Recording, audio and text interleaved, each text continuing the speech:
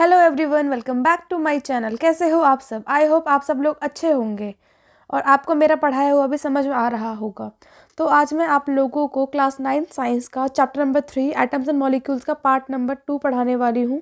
तो वीडियो शुरू करने से पहले अगर आप मेरे चैनल पर पहली बार आए हो तो मेरे चैनल को सब्सक्राइब करके बेल आइकन क्लिक कर सकते हो, जिससे फ्यूचर में आने वाली सारी वीडियो की अपडेट्स आपको मिल सके। तो स्टार्ट करते हैं अपना चैप्टर। तो हम पढ़ रहे थे एटम्स एंड मॉलिक्यूल्स चैप्टर। तो उसमें हमें पढ़ना है कि केमिकल फॉर्मूला जब हम लिखते हैं तो उसके लिए हमें किस किस रूल को फॉलो करना पड़ता है। एक हाइलाइटर ले लेते हैं अच्छा सा।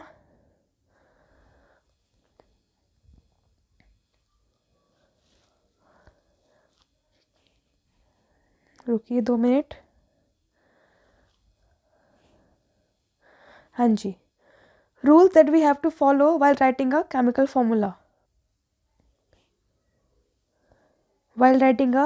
फॉर्मूला। तो फर्स्ट है द वैलेंसीज और charges on the ions must balance. तो आयन पर जो भी वैलेंसीज होती है और चार्जेस जो भी होते हैं वो बैलेंस होने चाहिए। एंड सेकंड है when a compound consist of a metal and a non metal. अगर कोई कंपाउंड है उसके अंदर मेटल भी है नॉन मेटल भी है, तो जो उसमें नेम और सिंबल होगा मेटल का जो होगा वो पहले आएगा, उसके बाद नॉन मेटल का बाद में आएगा। एग्जाम्पल के तौर पर जैसे कैल्शियम ऑक्साइड लिया हमने, तो कैल्शियम ऑक्साइड में कैल्शियम पहले आया, लेफ्ट में आया है हमारा, मतलब फर्स्ट आया है क्योंकि क्या है ये मेटल है, और उसके बाद ऑक्साइड आया क्योंकि क्या है ये ऑक्सीजन क्या है नॉन मेटल है। ऐसे ही सोडियम क्लोराइड है NaCl, आयरन सल्फाइड को क्या बोलते हैं FeS, कॉपर ऑक्साइड को क्या बोलते हैं CuO। लास्ट वीडियो में आपको मैंने सिंबल्स भी बताए थे कि इनके सिंबल्स क्या क्या होते हैं। जैसे जैसे आप इनका यूज़ करेंगे वैसे वैसे आपको ये खुद लर्न हो जाएंगे, उसके लिए स्पेसिफिकली लर्न करने की ज़रूरत नहीं है। अब हमें पता है ऑक्सीजन क्लोरीन और सल्फर क्या नॉन मेटल्स होते हैं, इसलिए उनको राइट में लिखा गया। देखिए ऑक्सीजन हो गया, क्लोरीन हो गया, सल्फर हो गया, इन्हें राइट में लिखा गया है। और कैल्शियम सोडियम आयरन और कॉपर क्या है मेटल है, इसलिए उनको कहाँ लिखा गया है लेफ्ट में लिखा गया है। इन कंपाउंड्स फॉर्म विद पॉलीएटमिक आयंस, ऐसे कंपाउंड जो किससे बने होते हैं पॉलीएटमिक आयन, मतलब बहुत सारे एटम से मिलकर बने होते हैं, पॉलीएटमिक उन्हीं को बोलते हैं। The number of ions present in the compound is indicated by enclosing the formula of ion in a bracket. तो उसमें क्या करते हैं, जो आयंस के जो नंबर होते हैं उस कंपाउंड के अंदर उनको कैसे शो करते हैं, ब्रैकेट के अंदर शो करते हैं। And writing the number of ions outside the bracket, यही बताया मैंने आपको कि जो ब्रैकेट के बाहर क्या लिखते हैं नंबर ऑफ आयंस। जैसे कि एग्जांपल दे रखा है आपको मैग्नीशियम हाइड्रोक्साइड का, तो इसमें क्या है OH के 2 आयन है जो कि ब्रैकेट के बाहर देख सकते हो आप। In case the number of polyatomic ion is 1, अगर ऐसा हो कि पॉलीएटमिक आयन 1 है तो उसमें ब्रैकेट की ज़रूरत नहीं पड़ेगी। जैसे कि NaOH, इसमें हमने ब्रैकेट लगाया नहीं है, देख सकते हैं आप। अब है कोई भी सिंपल कंपाउंड है उसका फॉर्मूला कैसे हम लिख सकते हैं। The simplest compound which are made up of 2 different elements. Simple compound जो किससे बना होता है 2 डिफरेंट एलिमेंट से मिलकर बना होता है, उसे क्या बोलते हैं हम, उसे बोलते हैं बाइनरी कंपाउंड्स बोलते हैं। While writing the chemical formula for compounds, जब हम कंपाउंड्स का केमिकल फॉर्मूला लिखते हैं we write the constituent elements and their valencies, तो हमें उनके एलिमेंट्स लिखने पड़ते हैं, उनकी वैलेंसीज लिखनी पड़ती है। उसके बाद क्या करना पड़ता है, जो भी एटम्स है जिनको मैं कंबाइन करता है उनके वैलेंसी को हमें क्रॉस ओवर करना पड़ता है, उसके बाद हमें फॉर्मूला मिल जाता है। एग्जाम्पल देख लेते हैं कुछ, जैसे कि एक एग्जाम्पल है हाइड्रोजन क्लोराइड। तो सिंबल है हाइड्रोजन का H हो गया, क्लोराइड मतलब क्लोरीन है, इसमें Cl हो गया। हाइड्रोजन की वैलेंसी क्या है 1 है और क्लोरीन की वैलेंसी भी 1 है, तो क्रॉस ओवर किया तो क्या आया HCl। अब H1 Cl1 तो लिखेंगे नहीं, इसलिए HCl। अब सेकेंड एग्जाम्पल है हाइड्रोजन सल्फाइड का। तो हाइड्रोजन का सिंबल है H, सल्फाइड मतलब सल्फर का सिंबल है S।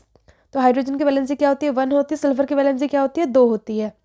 लास्ट वीडियो में जो मैंने टेबल दी हुई थी उसमें वैलेंसी भी है, वो भी आपको याद हो जाएगी टाइम टू टाइम यूज़ करते हुए।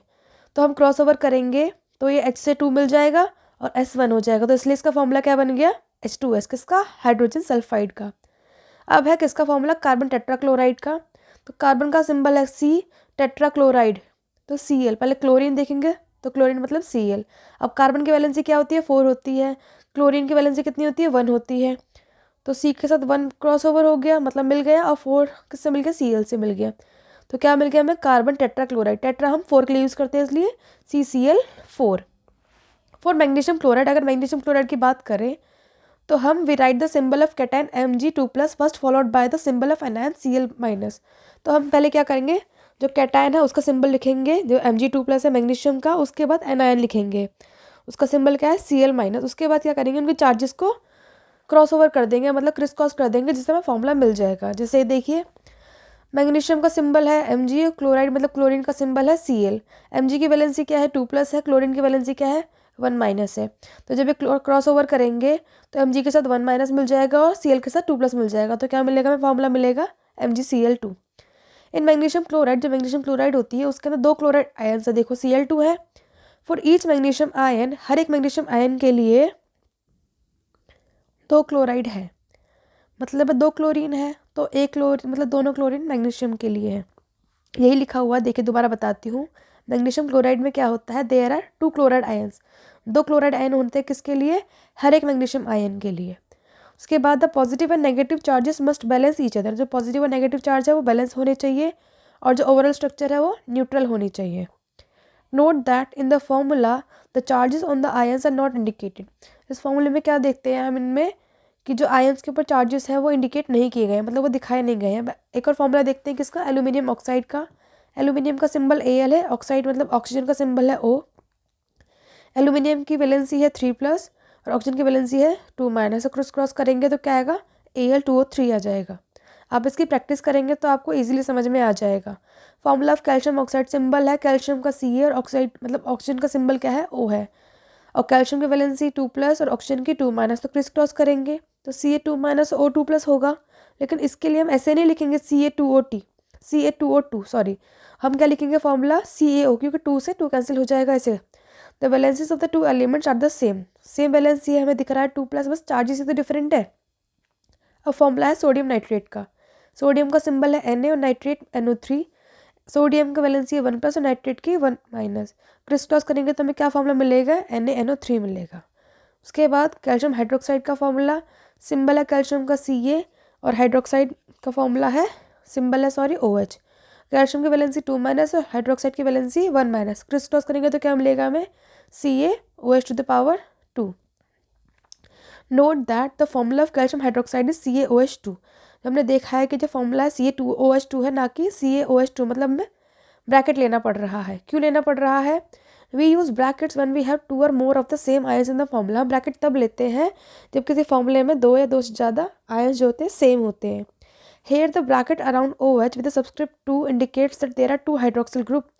हमने देखो यहाँ पर 2 लिखा हुआ है, इसका मतलब 2 हाइड्रोक्सिल ग्रुप है, वो किससे ज्वाइन है, एक कैल्शियम एटम से 2 हाइड्रोक्सिल ग्रुप अटैच है, इसलिए हमने ऐसे लिखा हुआ है। इसमें हम ये भी कह सकते हैं there are 2 atoms each of oxygen and hydrogen in calcium hydroxide. हम ये कह सकते हैं 2 एटम्स है, एक ऑक्सीजन का और एक हाइड्रोजन का, किसके अंदर, कैल्शियम हाइड्रोक्साइड के अंदर। अब एक फॉर्मूला है सोडियम कार्बोनेट का, तो सिंबल है सोडियम का Na, कार्बोनेट का CO3। सोडियम की वैलेंसी मैंने पहले भी बताई 1+ है, कार्बोनेट की 2- है। क्रिस क्रॉस करेंगे तो क्या मिलेगा हमें फॉर्मूला Na2CO3 मिलेगा। इसमें हमें एक ब्रैकेट की ज़रूरत क्यों नहीं है, क्योंकि इसमें हमें एक ही आयन प्रेजेंट है। फॉर्मूला है अमोनियम सल्फेट का। अमोनियम का फॉर्मूला हो गया NH4 और सल्फेट का SO4। उसके बाद NH4 का सिंबल 1+, सॉरी NH4 की वैलेंसी 1+ और SO4 निकालेंगे तो 2-। क्रिस क्रॉस करेंगे तो क्या फॉर्मूला मिलेगा हमें, NH4⁴ SO4। Molecular mass, the molecular mass of a substance, जो मॉलिकुलर मास होता है कि सब्सटेंस का वो क्या होता है, is the sum of the atomic mass of all the atoms in a molecule of the substance. जो मॉलिकुलर मास जो होता है कि सब्सटेंस का, वो होता है किसी भी सब्सटेंस में जितने भी मॉलिक्यूल्स है उनके अंदर जितने भी एटम्स है उन सभी एटम्स का कितना एटॉमिक मास है, उनको जब जोड़ देते हैं तो हमें क्या मिल जाता है, मॉलिकुलर मास मिल जाता है। It is therefore the relative mass of a molecule, इसे हम रिलेटिव मास ऑफ मॉलिक्यूल भी बोल सकते हैं, जिसको किसमें एक्सप्रेस करते हैं, एटॉमिक मास यूनिट U से डिनोट करते हैं जिसको हम। अब है formula unit mass, the formula unit mass of a substance is the sum of the atomic mass of all atoms in a formula unit of a compound. जैसे हमने ऊपर ये नापा था, मतलब मेजर किया था मॉलिकुलर मास, ऐसे ही फॉर्मूला यूनिट मास में मेजर करते हैं। सेम तरीके से जैसे हमने मॉलिकुलर मास किया ऐसे ही हम फॉर्मूला यूनिट मास को मेजर करते हैं, कैलकुलेट करते हैं, सॉरी मेजर गलत बोला मैंने, कैलकुलेट करते हैं। The only difference is that we use the word formula unit for those substance whose constituent particles are ion. हम फॉर्मूला यूनिट उन्हीं के लिए यूज़ करते हैं, उन्हीं सब्सटेंस के लिए जिनके पार्टिकल्स, कॉन्स्टिट्यूएंट पार्टिकल्स क्या होते हैं, आयंस होते हैं। जैसे सोडियम क्लोराइड है, उसका फॉर्मूला यूनिट NaCl है, उसके फॉर्मूला यूनिट मास को कैसे कैलकुलेट कर सकते हैं। अब देखिए 23 क्या है, इसका मॉलिकुलर मास है किसका, सोडियम का, और एक ही एटम है इसलिए 1 से मल्टीप्लाई किया। ऐसे क्लोराइन का क्या है, 35.5 है। अब इसको जब कैलकुलेट करेंगे तो क्या आएगा हमारा, 58.5 U आएगा। अब है mole concept, the reaction of hydrogen oxygen to form water, में पता है H2 हाइड्रोजन ऑक्सीजन मिलकर क्या बनाता है, वाटर बनाता है। देख लीजिए reaction. The above reaction indicates that two molecules of hydrogen, दो मॉलिक्यूल दिख रहे हैं आपको हाइड्रोजन के, combine with one molecule of oxygen, किससे कंबाइन होते हैं, एक मॉलिक्यूल ऑक्सीजन से क्या बनाते हैं मिलके, दो मॉलिक्यूल बनाते हैं किसके, पानी के। या फिर हम ये भी कह सकते हैं 4U of hydrogen molecule combined with 32U of oxygen molecule, जिससे क्या बनेगा 36U ऑफ वाटर मॉलिक्यूल्स। बात तो एक ही है। The quantity of a substance can be characterised by its mass or the number of molecules. हम किसी भी सब्सटेंस की क्वांटिटी को कैसे बता सकते हैं, उसके मास के थ्रू या फिर नंबर ऑफ मॉलिक्यूल्स के through. But a chemical reaction equation indicates, but जो केमिकल रिएक्शन इक्वेशंस होती है उसमें क्या इंडिकेट करते हैं, directly the number of atoms और मॉलिक्यूल्स। उसमें डायरेक्टली बताते हैं कितने एटम्स और कितने मॉलिक्यूल्स रिएक्शन में पार्ट ले रहे हैं। Therefore, it is more convenient to refer to the quantity of a substance। इसलिए हम क्या रेफर करते हैं ज़्यादा, किसी भी सब्सटेंस की क्वांटिटी को, वो भी किस टर्म्स में, of the number of its molecules और एटम्स, मतलब मॉलिक्यूल्स एटम्स के टर्म्स में नापना ज़्यादा पसंद करते हैं, कन्वीनियंट मानते हैं, रादर देन देयर मासेस। इसलिए एक नया यूनिट इंट्रोड्यूस हुआ, उसका नाम क्या था, मोल। 1 मोल ऑफ एनी स्पीशीज़, कोई भी स्पीशीज़ हो, जैसे कि एटम्स हो गया, मॉलिक्यूल्स हो गया, आयंस हो गया, पार्टिकल्स हो गया, वो क्या होता है, is that quantity in number, उस इसके नंबर में क्वांटिटी हैविंग ए मास, जिसका मास किसके इक्वल हो, equal to its atomic or molecular mass in grams. The number of particles, जैसे कि एटम्स, मॉलिक्यूल्स और ions present in 1 mole of a substance, 1 mole of any substance, जो particles होते हैं किसी भी के भी अंदर, जैसे कि एटम्स हो गया, मॉलिक्यूल्स हो गया, आयंस हो गया, वो प्रेजेंट होते हैं किसके अंदर, 1 मोल ऑफ एनी सब्सटेंस के अंदर, वो फिक्स होते हैं, जिसकी वैल्यू कितनी होती है, 6.022 मल्टीप्लाई 10 की पावर 23, 10 की पावर 23 है, कभी आप इसको 1023 समझो, 10 की power 23। This is an experimentally obtained value, ये एक्सपेरिमेंटली ऑब्टेन्ड वैल्यू है। This number is called the Avogadro constant, या फिर एवोगैड्रो नंबर बोलते हैं इसको, रिप्रेजेंटेड बाय एन नॉट, इसको क्या बोलते हैं, एन नॉट बोलते हैं। Named in the honour of Italian scientist Emilio Avogadro. किसी भी चीज़ का 1 मोल कितना होता है, 6.022 मल्टीप्लाई बाय 10 टू पावर 23। जैसे कि हमें पता है 1 दर्जन में 12 होती है क्वांटिटी, जैसे हम 1 दर्जन केले लाते हैं तो उसमें 12 केले आते हैं हमारे, 1 ग्रॉस इक्वल्स टू 144 NOS होता है। Besides being related to a number, मतलब नंबर में काउंट करते हैं, जैसे हम एक जो 1 मोल होता है, मतलब जो मोल नई क्वांटिटी आई थी, उसका और एडवांटेज है किसी के ऊपर, डजन के ऊपर या फिर ग्रॉस के ऊपर। वो क्या एडवांटेज है कि जो मास of 1 mole of a particular substance, जो मास होता है एक मोल का किसी पर्टिकुलर सब्सटेंस का, वो हमेशा फिक्स रहता है। The mass of 1 mole of a substance is equal to its relative atomic or molecular mass in grams. जो मास होता है 1 मोल ऑफ सब्सटेंस का, वो किसके इक्वल होता है, रिलेटिव एटॉमिक और मॉलिक्यूलर मास, वो भी किस में, ग्राम्स में। The atomic mass of an element, किसी भी एलिमेंट का एटॉमिक मास हमें क्या देता है, mass of 1 atom of that element in atomic mass unit. To get the mass of 1 mole of atom of that element, अगर हमें 1 मोल ऑफ एटम है किसी भी एलिमेंट का, उसका हमें मास चाहिए, उसे मोलर मास बोलते हैं, तो हम क्या लेंगे, सेम न्यूमेरिकल वैल्यू लेंगे, लेकिन हम यूनिट चेंज कर देंगे, यू से जी कर देंगे। मोलर मास ऑफ एटम्स, किसी भी एटम का मोलर मास को क्या बोलते हैं, ग्राम एटॉमिक मास बोलते हैं। जैसे कि एटॉमिक मास ऑफ हाइड्रोजन क्या है, 1U, और तो ग्राम एटॉमिक मास क्या है हाइड्रोजन का, 1G है। 1U hydrogen has only 1 atom of hydrogen, में पता है 1U हाइड्रोजन में ओनली 1 एटम ऑफ हाइड्रोजन होता है, और 1G hydrogen has 1 mole atom, और जो 1G हाइड्रोजन है उसमें 1 मोल एटम होता है, और 1 मोल क्वांटिटी आपको पता ही है 6.022 मल्टीप्लाई बाय 10 टू पावर 23। ये सारे में ठीक करना पड़ेगा, atoms of hydrogen. Similarly 16U oxygen होता है, उसमें 1 एटम ऑफ ऑक्सीजन होता है, लेकिन जो 16 ग्राम ऑक्सीजन होती है उसमें 1 मोल एटम होता है, 1 मोल एटम, 1 मोल की वैल्यू सिमिलर वही है 6.022 multiply by 10 to power 23 atoms of oxygen. To find the gram molecular mass or molar mass of a molecule, we keep the numerical value the same as the molecular mass। अगर हमें किसी भी molecule का ग्राम molecular mass से molar mass निकालना है तो numerical value same रखेंगे मॉलिकुलर मास की तरह, बट सिर्फ यूनिट चेंज कर देंगे यू से जी। जैसे कि वाटर है, उसका मॉलिकुलर मास कितना है, पहले निकाला था हमने 18U, तो 18U water has only 1 molecule of water. जो 18U वाटर है उसमें ओनली वाटर का एक ही मॉलिक्यूल है, लेकिन जो 18 ग्राम वाटर है उसमें 1 मोल मॉलिक्यूल ऑफ वाटर है, जैसे कि उसकी value 6.022 multiply by 10⁻23 molecule of water. जी chemist need the number of atoms and molecules. Chemist को क्या चाहिए? Number of atoms and molecules चाहिए जब रिएक्शन करते हुए। And for this they need to relate the mass in grams to the number. इसके लिए उन्हें क्या करते हैं सॉरी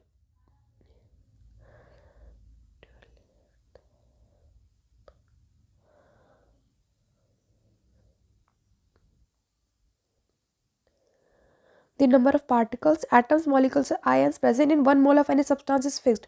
जो नंबर ऑफ पार्टिकल्स होते हैं किसके अंदर? एटम्स के हो, मॉलिक्यूल्स के और आयंस के हो, जो किसके अंदर प्रेजेंट है? 1 मोल ऑफ किसी भी सब्सटेंस के 1 मोल के अंदर फिक्स होते हैं, जिनकी वैल्यू कितनी होती है? 6.022 मल्टीप्लाई बाय 10⁻23 होती है। ये एक एक्सपेरिमेंटली ऑब्टेन्ड वैल्यू है। इस नंबर को एवोगैड्रो कांस्टेंट या एवोगैड्रो नंबर बोलते हैं। इसको किससे रिप्रेजेंट करते हैं? एन नॉट से रिप्रेजेंट करते हैं। वो किसके ऑनर में रखा गया है ये नाम? एक इटालियन साइंटिस्ट थे जिनका नाम था अमेडियो एवोगैड्रो। किसी भी चीज़ का 1 मोल की वैल्यू कितनी होती है? 6.022 मल्टीप्लाई बाय 10⁻23 नंबर। जैसे कि 1 दर्जन की वैल्यू कितनी? 12 नंबर्स होती है। जैसे कि हम 1 दर्जन केले लेते हैं तो उसमें 12 केले चढ़ते हैं। 1 रोज की वैल्यू कितनी होती है? 144 नंबर्स होती है। Besides being related to a number का यूज़ करते हुए, जैसे नंबर का यूज़ तो हम करते हैं, उसके अलावा 1 मोल की जो वैल्यू है उसका यूज़ करने के और भी ज़्यादा एडवांटेज है। किसी कंपैरिजन में? डजन के कंपैरिजन में और ग्रॉस के कंपैरिजन में। उसका एडवांटेज ये है कि जो किसी भी सब्सटेंस का 1 मोल का जो मास होता है वो हमेशा फिक्स रहता है। The mass of 1 mole of a substance is equal to its relative atomic or molecular mass in grams. जो मास होता है किसी भी सब्सटेंस के 1 मोल के अंदर, वो किसके इक्वल होता है? रिलेटिव एटॉमिक और मॉलिक्यूलर मास, वो भी किसमें? ग्राम्स में। The atomic mass of an element gives us the mass of 1 atom of that element in atomic mass unit. किसी भी एलिमेंट का जो एटॉमिक मास होता है वो हमें क्या देता है? Mass of 1 atom of that element. उस एलिमेंट का मास देता है 1 एटम का, वो भी किस के अंदर? एटॉमिक मास यूनिट के अंदर। To get the mass of 1 mole of atom of that element, अगर हमें उस एलिमेंट के 1 मोल ऑफ एटम का मास चाहिए, उसे मोलर मास बोलते हैं, तो हम सेम वैल्यू लेंगे, न्यूमेरिकल वैल्यू, लेकिन सिर्फ यूनिट चेंज कर देंगे, यू से जी कर देंगे। Molar mass of atoms is also known as gram atomic mass. Atoms के मोलर मास को ग्राम एटॉमिक मास भी बोलते हैं। जैसे कि एटॉमिक मास हाइड्रोजन का 1 यू है तो ग्राम एटॉमिक मास हाइड्रोजन क्या हो जाएगा? 1 जी हो जाएगा। अब 1 you hydrogen has only 1 atom of hydrogen. जो 1 यू हाइड्रोजन है उसके अंदर ओनली 1 एटम होता है हाइड्रोजन का, लेकिन जो 1 जी हाइड्रोजन होता है उसके अंदर 1 मोल एटम्स होते हैं। 1 मोल की वैल्यू कितनी है? 6.022 multiply by 10⁻23 atoms of hydrogen. ऐसे 16 ऑक्सीजन जो है उसमें 1 एटम होता है ऑक्सीजन का, लेकिन जो 16 ग्राम ऑक्सीजन में 1 मोल एटम होता है और 1 मोल की वैल्यू पता है 6.022 multiply 10⁻23। To find the gram molecular mass और molar mass of a molecule, हमें अगर किसी भी मॉलिक्यूल का ग्राम मॉलिक्यूलर मास या मोलर मास निकालना है, हमें न्यूमेरिकल वैल्यू सेम रखनी है, मॉलिक्यूलर मास जैसी ही, लेकिन अब सिर्फ यूनिट चेंज कर देंगे यू से जी। जैसे मॉलिक्यूलर मास वाटर का पता है हमें 18 यू होता है। 18 you water has only 1 molecule of water. 18 you water में ओनली 1 मॉलिक्यूल होता है वाटर का। 18 gram water has 1 mole molecule of water. 18 ग्राम जो वाटर है उसके अंदर 1 मोल मॉलिक्यूल होता है वाटर का, और उसकी वैल्यू कितनी होती है? 1 मोल के 6.022 multiply by 10⁻23 molecule of water. Chemist need the number of atoms and molecules while carrying out reactions. Chemist को क्या चाहिए? नंबर ऑफ एटम्स चाहिए, मॉलिक्यूल्स चाहिए रिएक्शंस को कैरी करते हुए।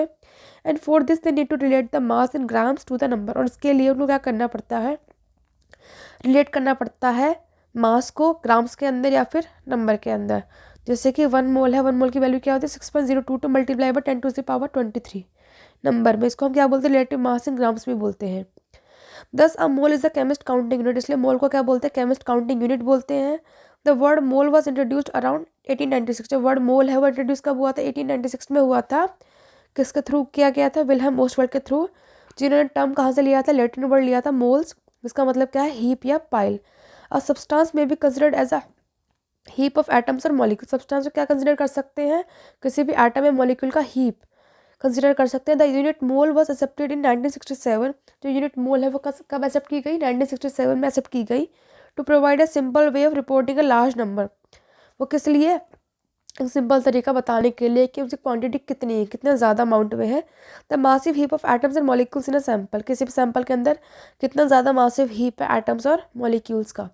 Thank you so much. अगर आपको मेरी ये वीडियो पसंद आई हो तो आप इसे आगे शेयर भी कर सकते हैं, और अगर आपको इसमें कुछ समझ में ना आया हो तो आप कमेंट करके भी पूछ सकते हैं, और अगर चाहें तो चैनल को सब्सक्राइब भी कर सकते हैं। सब्सक्राइब करके बेल आइकन भी क्लिक कर सकते हैं।